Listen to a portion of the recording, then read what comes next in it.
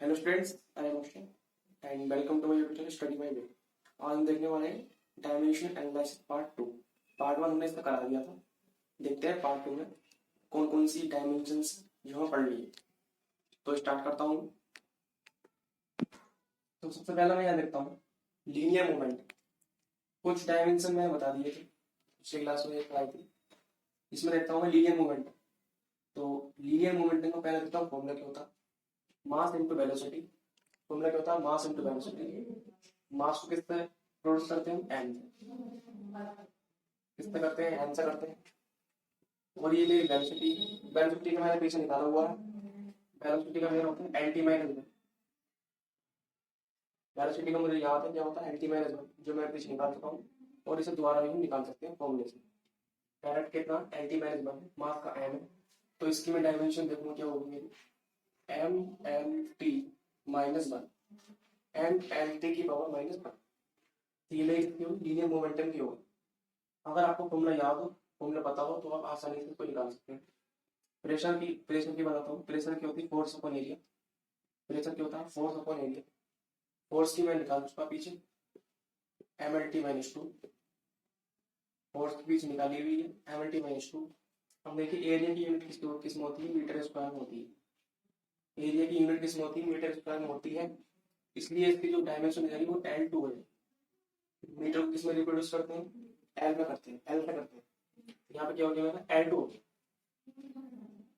अगर मैं इसे ऊपर ले जाऊं तो ये एम एल, ये प्लस वन है, यहाँ पर प्लस वन है एल की पावर। और ये टू है, ऊपर जाकर माइनस टू हो जाएगी। तो वन में से माइनस टू हटाऊंगा तो माइनस वन बचेगा। तो M L minus one T minus two. तो प्रेशर की जो मेरी डायमेंशन जाएगी वो जाएगी एम एल माइनस वन और टी माइनस टू। अगला देखता हूँ पोटेंशियल एनर्जी। पोटेंशियल एनर्जी की हमारी क्या होगी, तो उसका फॉर्मूला क्या होता है, mass into acceleration due to gravity into height. Acceleration due to gravity यानी वही एक्सीलरेशन जो मैं पीछे निकाली थी, एल टी माइनस टू होती है इसकी। तो मैं देखता हूँ मास की होती है M, acceleration due to gravity की होती है एल टी माइनस टू। और हाइट भी किससे रिप्रेजेंट करते हैं, एल से। किससे करते हैं, एल से। तो यहाँ देखो एम, एल की पावर वन, एल की पावर वन, एल की power two, M L two T minus two. तो पोटेंशियल एनर्जी डायमेंशन की होगी M L two T minus two.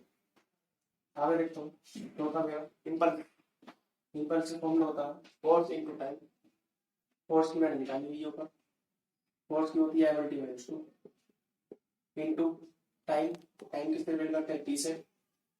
तो मैं देखता हूँ एम एल टी, ये माइनस टू और ये प्लस का वन, माइनस टू और प्लस का वन, इन दोनों का आपस में जोड़ते हैं तो माइनस का वन बचेगा।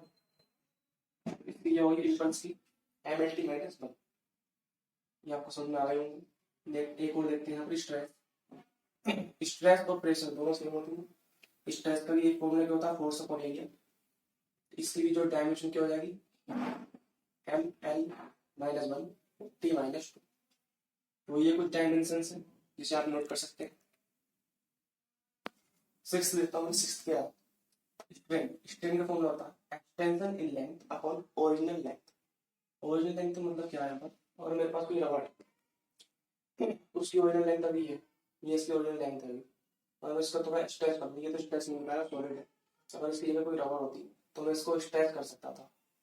तो जो स्ट्रेचिंग होती है उसकी वही होती है एक्सटेंशन। एक्सटेंशन इन लेंथ यानी लेंथ उसकी कितनी बढ़ गई और ओरिजिनल लेंथ कितनी थी। तो लेंथ है तो ये भी एल से रिप्रेजेंट होगी और ये भी एल से रिप्रेजेंट होगी।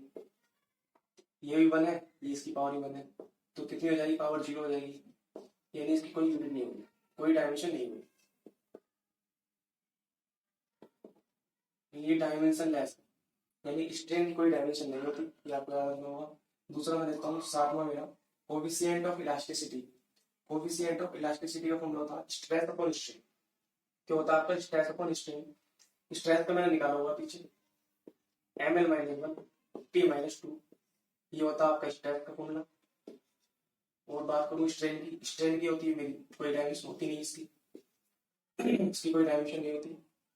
इसलिए इसका जो डायमेंशन हो जाएगा वो सिर्फ कितना हो जाएगा, M L minus one T minus two. क्या हो जाएगा, M L minus one T minus two. देखो सरफेस टेंशन, एट था मेरा सरफेस टेंशन। सरफेस टेंशन का फॉर्मूला होता है फोर्स अपॉन लेंथ। क्या होता है? Force upon length. फोर्स की मुझे याद है M/T-2, जो पीछे बता चुका हूँ। और लेंथ अपने L से करते हैं, इससे करते हैं L से। अब यहाँ भी है, यहाँ भी है, कट गए आपस में, यानी इसकी क्या होगी? MT-2। इसकी डायमेंशन क्या होगी? MT-2। तो सरफेस टेंशन की डायमेंशन कितनी होगी? MT-2। आगे देखता हूँ 9th है मेरा, ग्रेविटेशनल कांस्टेंट कैपिटल G। तो आप इसकी जो डायरेक्ट क्या कर सकते हैं, M-1 L⁻³ और T⁻⁻², T⁻⁻², M-1 L⁻³ और T⁻⁻²। इसकी आप डायरेक्ट याद रख सकते हैं। 10th देखता हूँ, 10th कौन सा मेरा? Planck's constant H। Planck's constant H, ये है मेरा 10th। H की वैल्यू होती है 6.023 इंटू 10⁻⁻23। ये H की वैल्यू होती है न्यूमेरिकल, बहुत से न्यूमेरिकल से पूछा जाता है, और इसकी डायमेंशन भी पूछी जाती है। तो डायमेंशन देखता हूँ, एनर्जी अपन फ्रीक्वेंसी। क्या फॉर्मूला? एनर्जी अपन फ्रीक्वेंसी। एनर्जी और वर्क डन की डायमेंशन सेम होती है, जो हम वर्क करते हैं वही एनर्जी होती है। तो इसकी जो हमारा वर्क डन है उसकी जो डायमेंशन होती है क्या होती है? M/T-2 क्या होती है? M/T-2। और फ्रीक्वेंसी डायमेंशन होती है T⁻⁻1 क्या होती है? T⁻⁻1, क्योंकि फ्रीक्वेंसी का फॉर्मूला होता है F = 1/T, यानी 1/टाइम।